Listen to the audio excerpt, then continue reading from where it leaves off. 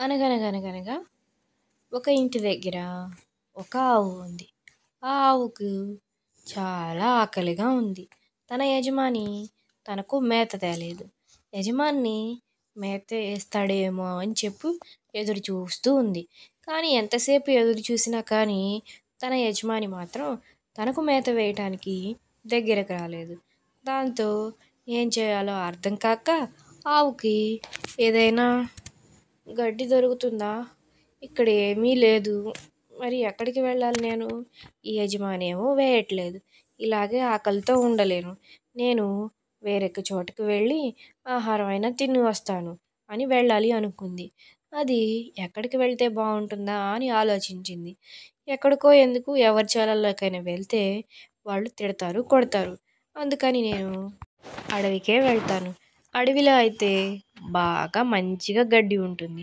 అక్కడ చక్కగా కడుపు నిండా మేసి ఎవ్వరికీ హాని చేయకుండా మరలా ఇంటికి వెళ్ళిపోవచ్చు. ఇక్కడైతే ఆహారం కడుపు నిండా తినొచ్చు. అదే యజమాని పెట్టినా కానీ కొంచెమే పెడతాడు. అది నాకు కడుపు నిండదు. ఇక్కడైతే ఎంచక్కా కడుపు నిండా తినొచ్చు అని ఆహారం కోసం వచ్చిన ఆవు ఆహారాన్ని తింటూ చాలా సంతోషంగా చాలా రోజుల తర్వాత అడవికి తిరిగి వచ్చేసరికి సంతోషంగా తింటూ ఉంది.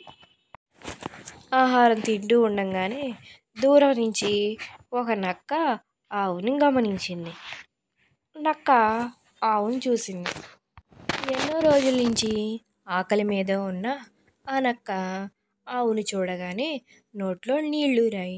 ఎలాగైనా కానీ ఏ ఆవుని ఏదో ఒక విధంగా ఈరోజు నేను తినేస్తాను అని అనుకుంది. కానీ ఆవు కన్నా నక్క చిన్నదే కదా, మరి దానిని ఎలాగ తినాలి అనుకుంది. ఏముంది, దానిని బెదిరిస్తే సరి. నక్క ఎంత కాదనుకున్నా కానీ ఒక క్రూరమైన జంతువే. అందుకని ఆ ఆవుని ఈరోజు మాయ చేసి ఎలాగైనా కానీ దానిని నేను తినేస్తాను. అది ఎంత పెద్దగా ఉన్నా సరే ఈరోజు నేను దాని ముందు గంభీరంగా నిలబడతాను. నన్ను చూసి, నా కోపాన్ని చూసి, అలా నిలబడుతూ ఉన్న గంభీరమైన నన్ను చూసి ఖచ్చితంగా అది భయపడిపోతుంది. అప్పుడు నేను దానిని ఆహారంగా తినేయొచ్చు అని నక్క ఐడియా వేసేసింది. మరి ఇక్కడే ఉంటే ఆవు ఎటో ఒకటి వెళ్ళిపోతుంది. సరే పోదాం పద, చిన్నగా ఆవు దగ్గరకు వెళ్దాం. ఈరోజు నాకు చక్కని విందు రోజు అని చిన్నగా పాటలు పాడుకుంటూ ఆ నక్క ఆహారం కోసం ఆవు కోసం వెళుతూ ఉంది. అలా వెళుతూ ఉండగానే ఆవు అక్కడ దూరం నుంచి ఇది రావటం గమనించింది. దానికి ఇంకా ఏం చేయాలో తెలియలేదు. అక్కడికి వెళ్ళిన నక్క ఇదేం చేస్తుందబ్బా అని చెప్పేసి అక్కడే రాళ్ల మీద కూర్చొని ఉంది. ఇక్కడ ఆ నక్కను చూసిన ఆవుకి గింగిరాలు తిరుగుతూ ఉంది. అయ్యో, ఈ నక్క వచ్చేసింది. ఈరోజు నా పని అయిపోయినట్టే. ఇక ఈ నక్కకు ఆహారం అయిపోవాల్సిందేనా? నాకు బ్రతకాలని ఉంది. ఏదో ఒక ఐడియా వేసి ఎలాగోలాగా దీని నుంచి తప్పించుకోవాలి. ప్రస్తుతానికి ఇలా తిరుగుతూ ఉన్నానంటే అది ఏమిటి ఇలా తిరుగుతూ ఉంది అని అక్కడే ఉండి చూస్తుంది. నేను ఐడియా వేసేలోకల్లా ఇలా తిరుగుతూ ఉంటే చాలు అని అనుకుంది. దానికి ఒక ఆలోచన వచ్చింది. నక్క దాని ఎదురుగా వెళ్ళి నిలబడింది. ఈరోజు నువ్వు నాకు ఆహారం అయిపోతావు. సరే, నువ్వు సిద్ధంగా ఉండు అని నక్క పెద్ద పెద్ద డైలాగులే వేసింది ఆవు ముందు.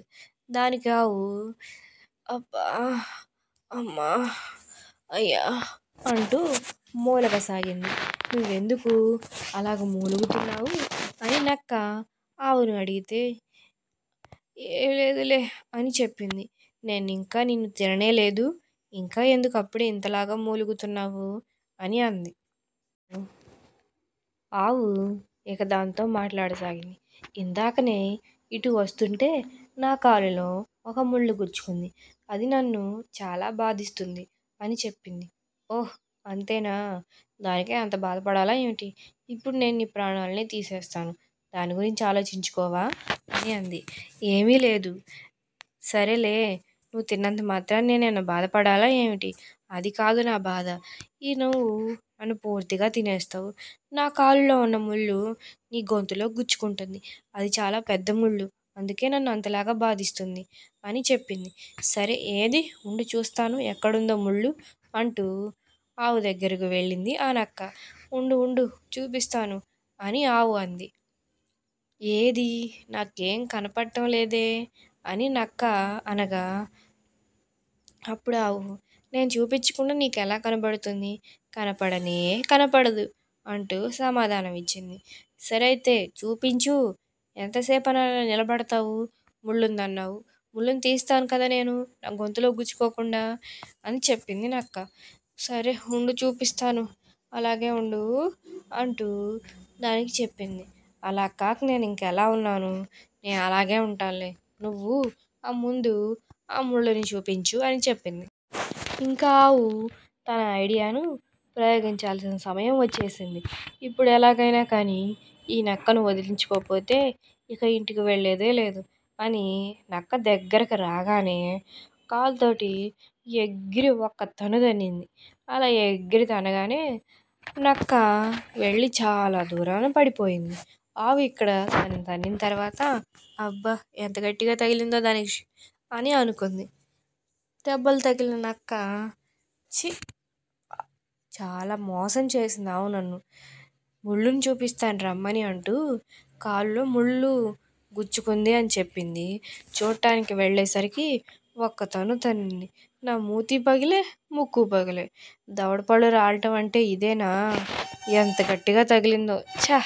ఈ ఆవుకు అసలు జాలే లేదు అని ఆవుని నక్క తిట్టుకుంటూ ఉంది.